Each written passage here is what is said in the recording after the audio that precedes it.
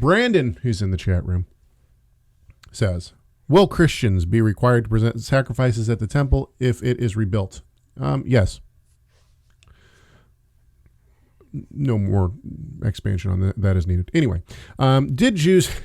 we talked about that a little bit 2 weeks ago. We'll talk about it again probably next week. But I want to get to the second part of the question. Second part of the question is this. Did Jews in the diaspora all make it to Jerusalem to keep the appointed times and present sacrifices for sin? No, they did not. He goes on. How did they ignore the law of returning to Jerusalem 3 times a year with a clear conscience if they indeed did not return? Okay, this can be easily understood with several different pieces of information. Number one, E.P. Sanders has suggested, and I believe he is right, that in the first century, at least during the time of Jesus and the apostles, and of course Paul, that anyone who lived outside of the land of Israel proper, that is outside of the boundaries of the of Israel, did not believe that person needed to journey. They believed that the law of returning to the temple 3 times a year was only for the people within Israel. Now we can see this a couple of different ways. First of all, Paul leaves and goes outside of Jerusalem, and he's gone for years. He doesn't come back. In fact, we see him say he wants to get back for Shavuot, for the festival of Pentecost, but that would imply that he had missed the festival of Passover, which is one of the 3, pilgrimage feast.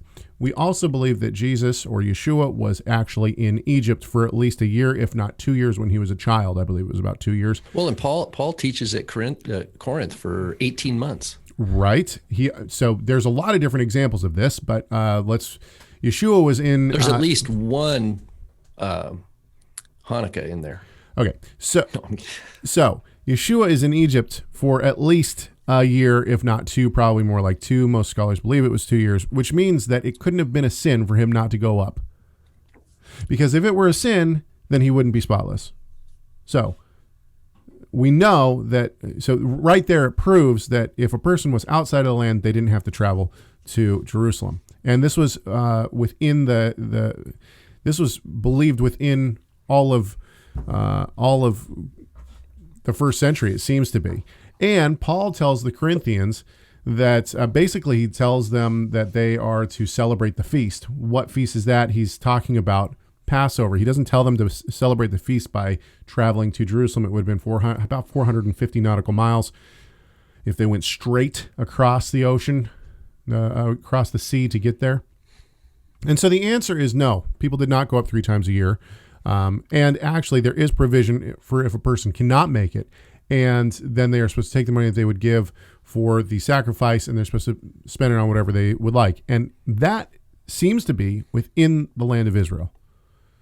So there's even provision for people who can't make it inside the land of Israel. With that said, let's just real quickly go back. Will Christians be required to present sacrifices at the temple if it is rebuilt? Yes. And the reason why is because whether or not, actually, I heard this first from a Christian scholar, and I agree with this. So I think that there are people within what I would consider mainstream evangelical Christianity who teach this. That is that the laws of purity still apply. We're all in a state of uncleanliness right now because there is no temple. But if a temple is rebuilt, and especially if the Messiah comes and rules from the temple, which I believe he will, then there will still be instituted clean and unclean. You'll have to be ritually clean to enter that temple. You can't be ritually unclean if you want to enter that temple. So number one is that we would have to have sacrifice just to be able to become ritually clean. Because everyone is affected by the uncleanness of corpse defilement. And what do you have to do to become ritually clean from corpse defilement? The ashes of the red heifer. So at least at the very minimum, there has to be the ashes of the red heifer. It seems within Ezekiel and Zechariah and Jeremiah and Isaiah and, well, pretty much, that there is sacrifices done by the prince. Now, someone had written in and said something to the effect of, well, the prince couldn't be Christ because he gives sin sacrifices for himself. Yes, the sin sacrifice can also be translated purification offering. This would actually make a lot of sense, especially if everybody has corpse defilement, including the temple that is just built. Thank you so much for watching this video. Tell us your thoughts on this subject by leaving a comment in the comment section. Make sure you like, share, subscribe, and enable those notifications. And we'll see you in the next video.